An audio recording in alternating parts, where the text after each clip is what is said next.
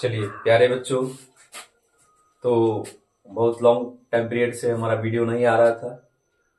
आज से पुनः हम आप लोग को बोर्ड का एग्जाम को देखते हुए, बोर्ड का एग्जाम बहुत नजदीक आ गया, जिसके कारण मुझे लग रहा है कि अब बच्चों की तैयारी पर विशेष ध्यान देना चाहिए। और मैं आज से फिर से कंटिन्यू क्लास 12 और 10th के लिए भी सारा वीडियो रेगुलर अपडेट वीडियो आता रहेगा। ठीक है, आज हम लोग जो है पदखंड से शुरुआत करते हैं। पदखंड में जो है आपका फर्स्ट चैप्टर है करवक, उसे आज हम लोग शुरुआत करते हैं। गलखंड का कुछ ऑब्जेक्टिव वीडियो और सारांश वीडियो हमारे चैनल पर उपलब्ध है, जैन जय मिथिला यूट्यूब चैनल पर, जिसे आप तमाम बच्चे अपने तैयारी में उपयोग कर सकते हैं। और उसके बाद आज हम स्टार्ट कर रहे हैं क्लास 12th के लिए ही, जो आपका काव्य खंड का जो है पहला चैप्टर है करवक।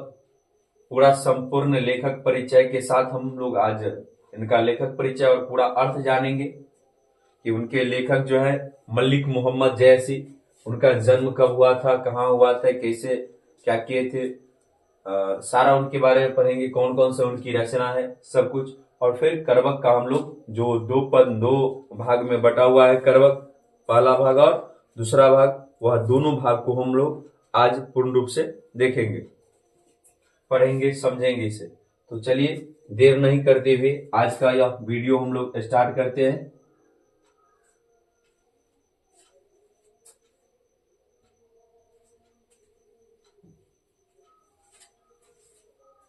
आप देख सकते हैं आपके स्क्रीन पर मलिक मोहम्मद जयसी जो कि लिखे हैं करवक लिखे हैं। क्या लिखे हैं? करवक लिखे हैं। उन्हें हम लोग पढ़ाने चलते हैं। ठीक है, ध्यान से पढ़ेंगे आप लोग सभी बच्चे, इधर ध्यान केंद्रित करके रखेंगे। देखिए, मलिक मोहम्मद जयसी जी का जन्म जो है वह 15वीं शताब्दी के उत्तरार्ध, अनुमानतः 1492 ईस्वी, यह जो है लगभग 15वीं, आज से लगभग 500 साल पहले की बात किया जा रहा है। ठीक है, कि मलिक मोहम्मद जयसी जी का जन्म आज से लगभग 500 साल पहले अर्थात 1492 ईस्वी में इनका जन्म हुआ था। और कराए 15वीं शताब्दी की उत्तरार्ध, लगभग 15वीं शताब्दी जब खत्म होने वाला था, उस दौरान इनका जो है अनुमानतः कोई साक्ष्य प्रमाण नहीं है कि इनका जन्म कब हुआ था, कहाँ हुआ, कब हुआ था, कैसे हुआ था। तो ये प्रमाण नहीं है कि कब हुआ था इनका जन्म, तो इस बात पर आप लोग ध्यान देंगे। लेकिन अनुमानतः बताया जा रहा है कि इनका जन्म जो है वह 1492 ईस्वी में, कब? 1492 ईस्वी में हुआ था। और इनका निधन भी अनुमानतः ही है, काहे कि हम लोग जानते हैं प्यारे बच्चों कि कल का रखा हुआ सामान मिलता नहीं रहता है। और आज से लगभग 500 साल की बात की पुरानी बात कही जा रही है। तो उस समय इनके ना तो कोई, उस समय गूगल उतना फास्ट काम चल रहा था, उस समय गूगल का आविष्कार हुआ था या नहीं हुआ था मुझे तो नहीं जानकारी, क्योंकि मैं भी उस समय नहीं आया था।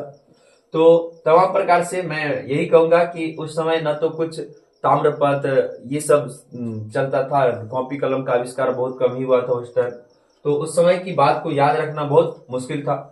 निवास स्थान इनका है जायस नामक स्थान पड़ता है, याद रखिएगा। मलिक मोहम्मद जयसी जो है वह जायस नाम के स्थान में जन्म हुआ था, जिसके कारण यह अपने नाम के आगे जो है जयसी लगा दिए। क्या लगाया है? जयसी लगाया है। जैसे बिहार में बहुत आदमी, जैसे कुंज बिहारी हमारे सिंगर जी है, ठीक है, उसके बाद छैला बिहारी, तमाम प्रकार के, यह बिहार से रहने वाले हैं। और उसके बाद मिथिलांचल में फेमस जो है एक सिंगर है जिनका नाम है दिलीप दरभंगिया, दुर्गा पूजा का सॉन्ग उनका बहुत फेमस है, दरभंगा से बिलोंग करते हैं इसीलिए दिलीप दरभंगिया नाम लगा लिया। उसी प्रकार से मलिक मोहम्मद इनका अपना नाम था और जायस ग्राम में वास करते थे, इसीलिए यह अपने नाम के आगे क्या लगाए थे? जयसी। निवास स्थान इनका था जायस, कब्र अमेठी उत्तर प्रदेश, ये यूपी डिस्ट्रिक्ट, यूपी राज्य के रहने वाले हैं। ठीक है, कब्र अमेठी और जायस नामक स्थान में इनका जो है जन्म हुआ था। पिता मलिक शेख ममरेज, मलिक शेख ममरेज, और इनके पिता का जो नाम और प्रचलित नाम था मलिक राज अशरफ, मलिक राज अशरफ नाम से भी इनके पिताजी बहुत जाने जाते थे। गुरु इनके रहे हैं, 2 गुरु रहे हैं इनके जीवन में, याद रखिएगा। सूफी संत शेख मोहिदी, क्या सूफी संत शेख मोहिउद्दीन इनके गुरुजी रहे हैं, और क्या रहे हैं सैयद अशरफ जहांगीर। याद रखिएगा, सैयद अशरफ जहांगीर और सूफी संत शेख मोहिउद्दीन इनके गुरु रहे हैं। आगे वृत्ति, आरंभ में जायस में रहते हुए किसानी किए थे, फार्मर थे। शुरुआत के दौर में यह मलिक मोहम्मद जैसी फार्मर के रूप में काम किए हैं। बाद में शेष जीवन फकीरी में बीता। बचपन में ही अनाथ साधुओं फकीरों के साथ भटकते हुए जीवन बीता। करा है इन्होंने, इनका जो है बचपन में ही अनाथ हो गए, और यह क्या हुआ साधु और फकीरों के साथ भटकते हुए इनका जीवन बीता। बहुत क्रूशियल टाइम पीरियड था, क्योंकि बचपन में कोई बच्चे जब उनके माता पिता साथ छोड़कर चले जाते हैं तो उन्हें बहुत तकलीफ का सामना करना पड़ता है। ठीक है, ऐसे में ही थे हमारे कौन, मलिक मोहम्मद जैसी जी, जिन्हें बचपन में ही क्या होना पड़ा, अनाथ होना पड़ा। और अनाथ होने के कारण जो है इनका जो जीवन जो है वह बहुत संकट में बीता, और पूरा का पूरा जीवन जो है साधु और फकीरों के साथ।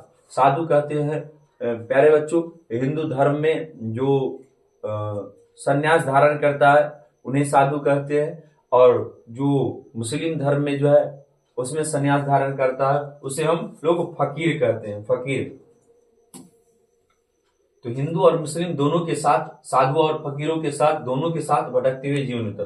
व्यक्तित्व, चेचक के कारण रूपहीन तथा बाईं आंख और कान से वंचित। ठीक है, याद रखना बच्चे, ये क्वेश्चन आता रहता है कि मलिक मोहम्मद जैसी किस कान और किस आंख से वंचित थे, तो बाएं आंख और बाएं कान से, यानी कि एक साइड इनका पैरालाइज था। चेचक के कारण जो है, चेचक के कारण पूरा रूप देखने लायक नहीं था, बड़ी बेकार सा दिखते थे। ठीक है, रूपहीन था, क्रूप था। कौन, मलिक मोहम्मद जैसी।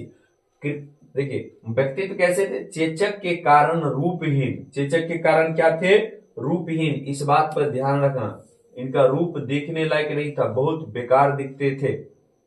चेचक के कारण, किसके कारण, चेचक के कारण बहुत बेकार दिखते थे। तथा बाईं आंख और कान से वंचित थे। बाएं आंख से ना तो देखते थे, ये बाएं आंख से, और बाएं आंख कान से भी ना सुनते। मतलब एक आंख और एक कान ही इनके पास था, जो भगवान का दिया हुआ, प्रकृति का दिया हुआ था।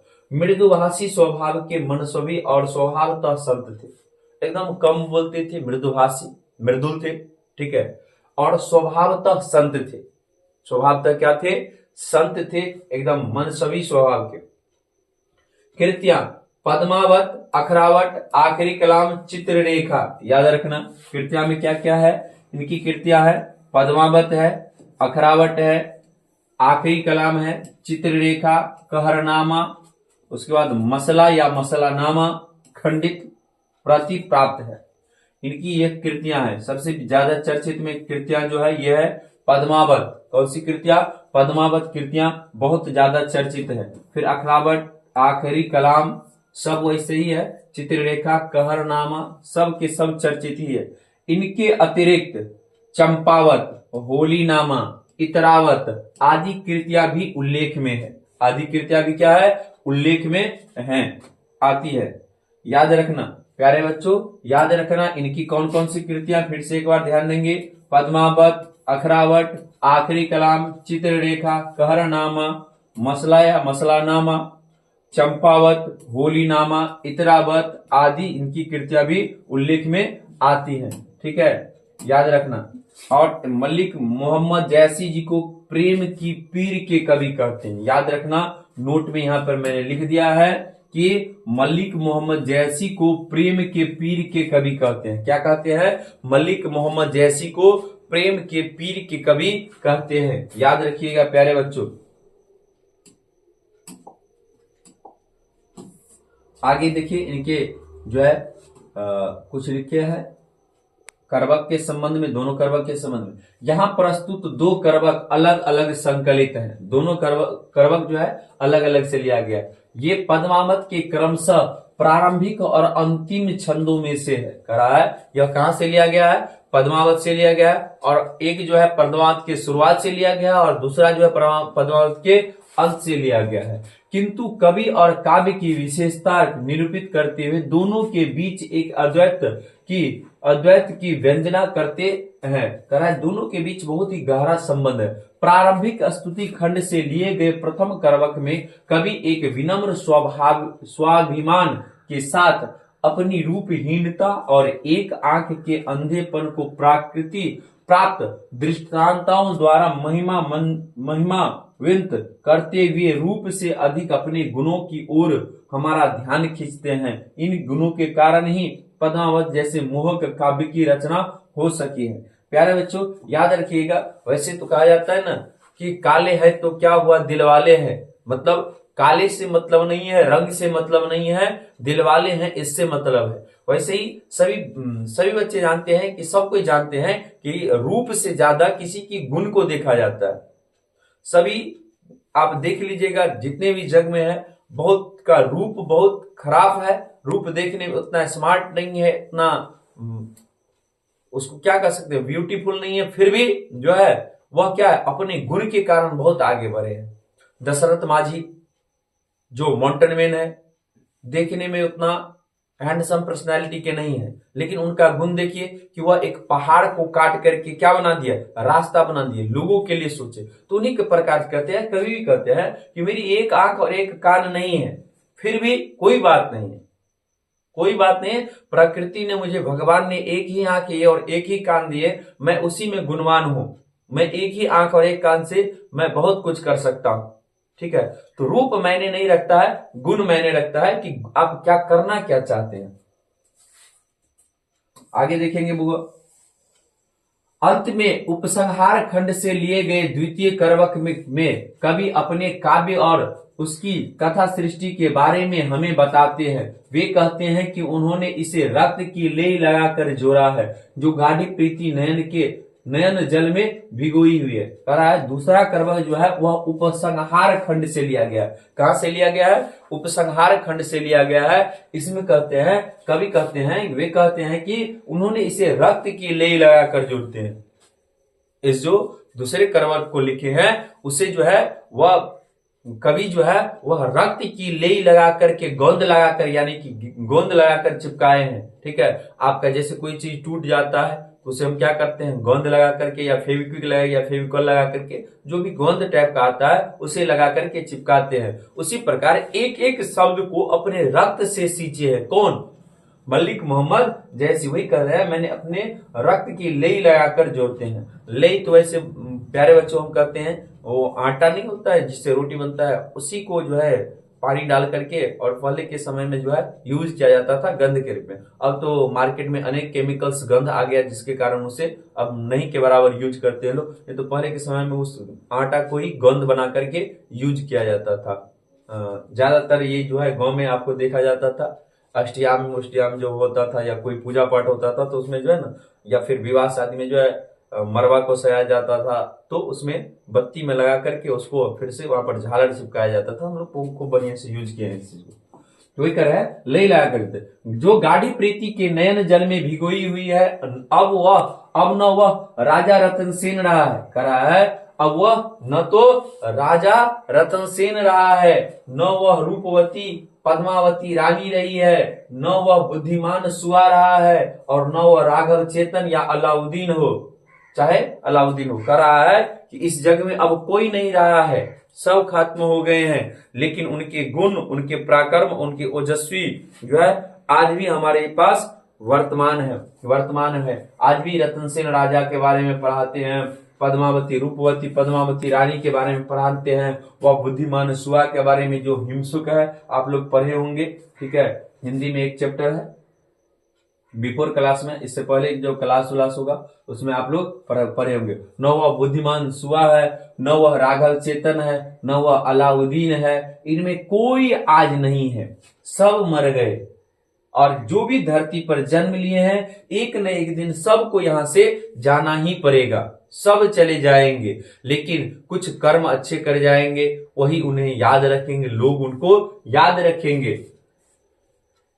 इनमें कोई आज नहीं रहा है, किंतु उनके यश के रूप में कहानी रह गई है। हाल फिलहाल में हमारे ग्रेटेस्ट जो है रतन टाटा सर जी भी गए हैं, लेकिन रतन टाटा सर चले गए हैं, लेकिन उन्हें याद रखा जाएगा। वह इतने लोगों का कल्याण करके गए हैं न कि उन्हें कभी भुलाया नहीं जा सकता है। एपीजे अब्दुल कलाम भारत के लिए इतना करके गए हैं, भारत या दुनिया के लिए इतना करके गए हैं, उन्हें कभी भुलाया नहीं जा सकता है। स्वामी विवेकानंद, बहुत ऐसे विद्वान शख्स हैं जिन्हें भुलाया नहीं जा सकता। अभी मैंने बताया बिहार के दशरथ मांझी माउंटेन मैन के बारे में, बहुत अच्छे काम करके गए हैं। उनका रूप देखने लायक नहीं है, फिर भी गुण जो है बहुत बड़ा है, गुण बहुत अच्छा है। वही कह रहा है कि कोई नहीं रहा है इस जग में, लेकिन उनकी कहानी रह गई है। फूल झड़कर नष्ट हो जाता है, पर उनकी खुशबू रह जाती है। फूल जो है अपने पेड़ से अलग हो जाते हैं, अपनी टहनियां से अलग हो जाते हैं, लेकिन फिर भी उनकी जो है वो क्या रह जाती है, खुशबू रह जाती है, खुशबू बरकरार रहती है। कभी यह कहना चाहते हैं कि एक दिन वह भी नहीं रहेगा, कभी कहना चाहता है कि एक दिन मैं भी नहीं रहूंगा, लेकिन मैं कुछ ऐसा करके चले जाऊंगा जिससे मुझे लोग याद करेंगे। ठीक है, वही कह रहे हैं, कभी यह कहना चाहते हैं कि एक दिन वह भी नहीं रहेगा, पर उसकी कृति सुगंध की तरह पीछे रह जाएगी। जो भी इस कहानी को पढ़ेगा वही उसे 2 शब्दों में स्मरण करेगा। कह रहा है जो इस मलिक मोहम्मद जैसी का जो चैप्टर लिखा हुआ है, करवक चैप्टर, जो मलिक मोहम्मद जैसी के बारे में पढ़ेगा 2 बार जरूर याद करेगा, 2 शब्दों में जरूर याद करेगा। कवि के अपने कलेजे के खून से रचे इस काव्य के प्रति यह आत्मविश्वास अत्यंत सार्थक और बहुमूल्य है। कह रहा है कवि जो है इसे जो है अपने कैसे खून से, कलेजे के खून से सींचा है, जिसके कारण कवि को यह बहुत ही क्या लगता है, आत्मविश्वास अत्यंत सार्थक है। यह एकदम इनके प्रति बहुत लगाव है, बहुत बहुमूल्य, अपना कीमती मूल्य देकर इसे चुकाए है। चलिए करवक के बारे में पढ़ते हैं, आज संपूर्ण अर्थ इन्हें जानेंगे हम। आप देखते हैं ये पहला जो है पद है, पहला पद में जो है देखिए, एक नैन कवि मोहम्मद गुनी सोई बिमोई जे कवि सुनी। कह रहा है कि एक नैन, पहले बताए थे मलिक मोहम्मद जैसी जी के कितने नैन है, एक नैन है, और उनका कान कितना है, एक ही कान है। एक कान और एक आंख से ना तो देखते हैं और ना ही सुनते हैं, एक आंख और एक कान से वंचित है। तो वे लिखते हैं एक नैन कवि मोहम्मद गोनी सोई बिमोई जे कवि सोनी, कि मतलब एक ही आंख और एक ही कान से मैं जो काम कर सकता हूं वह दुनिया का दूसरा आदमी नहीं कर सकता है। मुझे भगवान ने एक ही आंख एक ही कान दिए है, तो मैं उन्हीं में संतुष्ट हूं। भगवान का दिया हुआ मेरे पास जो भी है वही में मैं संतुष्ट हूं। सोई बिमोई जे कवि सुनी, और जो सुनता है कि एक आंख और एक कान से इतनी अच्छी अच्छी रचना कर सकते हैं, समझिए उनके पास दोनों आंख और दोनों कान रहता तो क्या कर लेते, अचंभा हो जाते हैं। चांद जैसे जग विधि अवतारा, दीन कलंक कीन्ही उजियारा।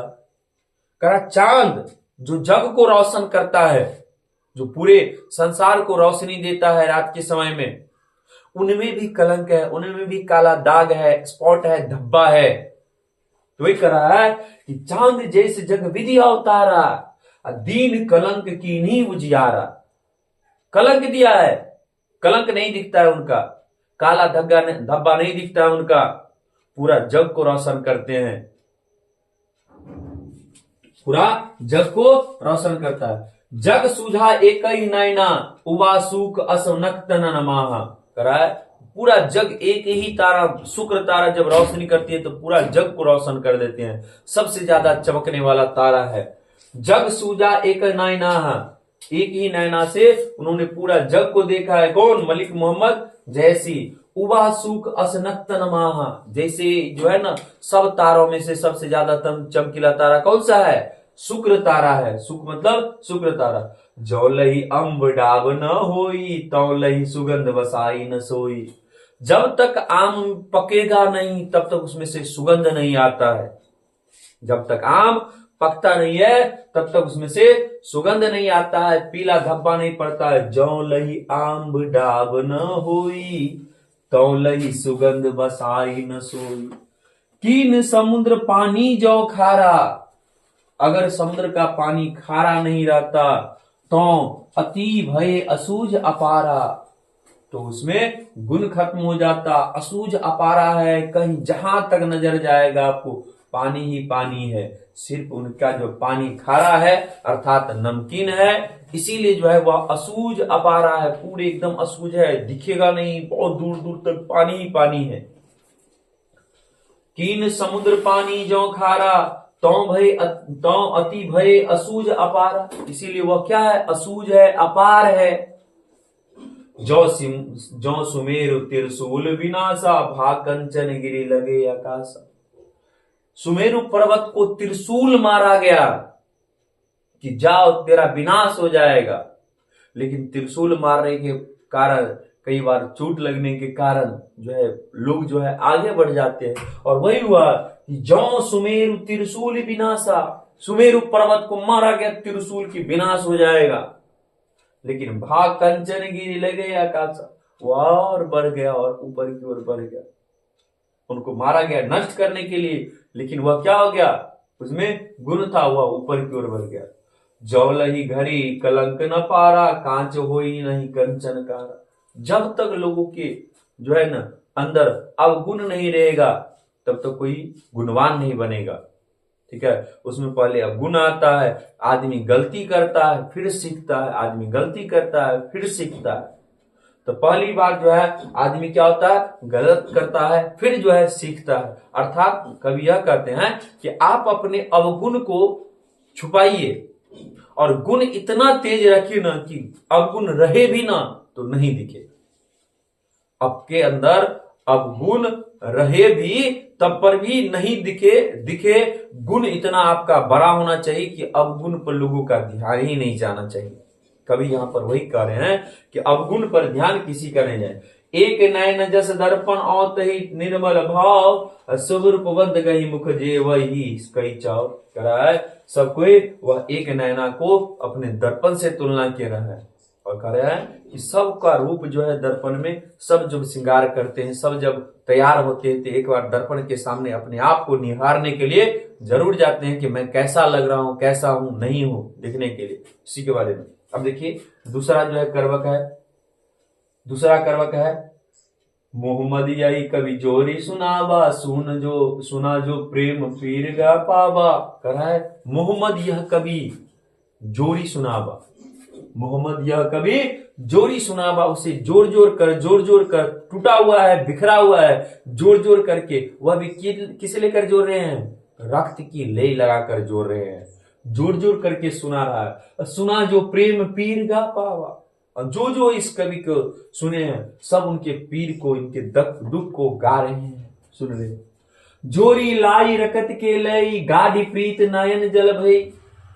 उनको जो है किसी लेकर जोड़े हैं, वह जो है रक्त की लेई लगाकर जोड़े हैं और गाढ़ी प्रीति नयन के जल में भिगोई है। अपने आंसू से उनका जो है चरण पखारे हैं, आंसू से उनको धोए हैं। मोहम्मद यही कवि जोरी सुनाबा, सुना जो प्रेम पीर गा पाबा। जोरी लाई रकत के ले, गाढ़ी प्रीत नयन जल भेई। नयन की जल में भिगा कर इसको जो है ना वह गाय। मन जानी कवित यस कीना, मकू यह रहे जगत मासीना। कह रहा है कि मन जानी, मेरा मन जानता है कि मैं भी एक दिन नहीं रहूंगा, लेकिन मैं कुछ ऐसी रचना कर दूं, कुछ ऐसा काम कर दूं, कुछ ऐसा कर दूं जिसे लोग मुझे जो है आजीवन देखते रहे, याद करते रहे। कोई कह रहा है मन जानी कवित यस कीना, मकू यह रहे जगत मासीना। मैं न रहूं लेकिन मुझे जगत में पहचानने वाले लोग रहने चाहिए। कहां सो रतन सेन यस राजा, कहां सुआ असिबुद्धि अपराजा। कहां अब वह रतन सेन राजा रहा है, नहीं रहा है वह रतन सेन राजा। वह राजा मर गए, अमर हो गए, लेकिन ऐसा काम करके गए कि लोग आज भी उन्हें याद करते हैं। कहां सो रतन सेन यस राजा, कहां सुआ असिबुद्धि उपराजा। और कहां वह सुगा जैसे तोता जिसे कहते हैं उपराजा रहा है। इतना बुद्धिमान सुगा कहां रहा है, अब नहीं रहा है। कहां अलाउद्दीन सुल्तानू, कहां राघो जे कीनी बखानू। कहां अब अलाउद्दीन सुल्तान रहे हैं, वो भी मर गए हैं, लेकिन उनके भी गुण आज याद है, वो उनके भी गुण आज गाए जाते हैं। कहाँ राघव चेतन रहे जिनका बखान मैं करूं, अब वह राघव चेतन भी नहीं रहे हैं। कहाँ स्वरूप पद्मावती रानी, कोई नहीं रहा जग रही कहानी। अब रूपवती पद्मावती रानी भी नहीं रही है। अरे भैया, न तो रतन सेन राजा रहा है, न सुआ रहा है, न अलाउद्दीन सुल्तान रहा है, न राघव चेतन रहा है, न पद्मावती रानी रही, कोई नहीं रही है इस दुनिया में। सबको आना है और सबको जाना है। खाली हाथ आया था बंदे, खाली हाथ जाना है। तो क्यों न कुछ काम कर लिया जाए, कुछ ऐसा काम कर लिया जाए जिससे क्या हो, लोग आपको जाने। जितना हो सके उतना ही गुणवान बनिए, जितना हो सके उतना ही दान कीजिए, जितना ही हो सके लोगों की मदद कीजिए। इसी में तो आपको जानेंगे ना। कहाँ सो रतन सेन यश राजा, कहाँ सुआ असी बुद्धि उपराजा, कहाँ अलाउद्दीन सुल्तानु, कहाँ राघव जय कीन बखानु, कहाँ स्वरूप पद्मावती रानी, कोई न रहा जग रही कहानी। कहा अब कोई नहीं रहा इस जग में, सिर्फ कहानी रह गई है, सबकी कहानी रह गई है। आगे देखिए क्या लिखते हैं, बहुत ही अच्छा लाइन लिखे है। कौन? बहुत ही अच्छा लाइन लिखे हैं मलिक मोहम्मद जैसी। धनिस पुरखहि जस किरतहि जासु, फूल मरई पर मरई न बासु। धनिस पुरखहि जस किरतहि जासु, फूल मरई पर मरई न बासु। फिर से एक बार, धनिस पुरखहि जस किरतहि जासु, फूल मरई पर मरई न बासु। कह रहा है धन है वह पुरुष, धन है वह पुरुष जो जस कीर्ति, जिसका जस जो है ना जग में गाया जाता है। कैसे? जैसे फूल मरई पर मरई न बासु। फूल तो मर जाता है पर उनकी सुगंध जो है बरकरार रह जाती है, उनकी सुगंध ज्यों का त्यों रह जाता है। धन से पुरखई जस किरतहि जासु, फूल मरई पर मरई न बासु। अकेई न जगत जस बेचा, अकेई न जस लीन जस मोल, जो यह पढ़े कहानी हम सुवरई दोई बोल। करा है कोई भी ऐसा आदमी नहीं है जो जग में जो है जस को बेचता है, और कोई भी ऐसा आदमी नहीं है जो यश को खरीद सकता है। यह कमाना पड़ता है, ठीक है। यह बाजार में नहीं मिलता है, किसी दुकान पर नहीं मिलता है। यश आपको बनाना पड़ता है, यश आपको कमाना पड़ता है। कैसे कमाएंगे? यश आप सुकर्म करके कमाएंगे, अच्छे कर्म करके कमाएंगे, समाज में अपना नाम प्रतिष्ठा करके कमाएंगे। तमाम प्रकार से यश को कमाया जा सकता है, अर्थात आपको यश बाजार में नहीं मिल सकता है। कई न जगत जस बेचा, कोई कह रहा है कोई ऐसा आदमी नहीं है जो यश को बेच सकता है, जस को बेच सकता है। और कई न लीन जस मोल, और कोई भी ऐसा आदमी नहीं है, कोई भी ऐसा मूल्य नहीं है जिससे जस को खरीद सकता है। और जो यह पढ़े कहानी हम सुवरे दोई बोल, और जो यह कहानी पढ़ेगा उसकी जो है ना बोली जो है सुधर जाएगी, जुबान सुधर जाएगा। चलिए, तो आज इसका जो है फर्स्ट चैप्टर कंप्लीट हुआ काव्य खंड का। अगले दिन हम इसका ऑब्जेक्टिव वीडियो लेकर आएंगे, ठीक है। फिर सब्जेक्टिव वीडियो, और फिर इनका जो है ना अगला चैप्टर जो है दूसरा चैप्टर हम पढ़ाएंगे। आज के लिए इतना ही, तब तक के लिए जय हिंद, जय मिथिला।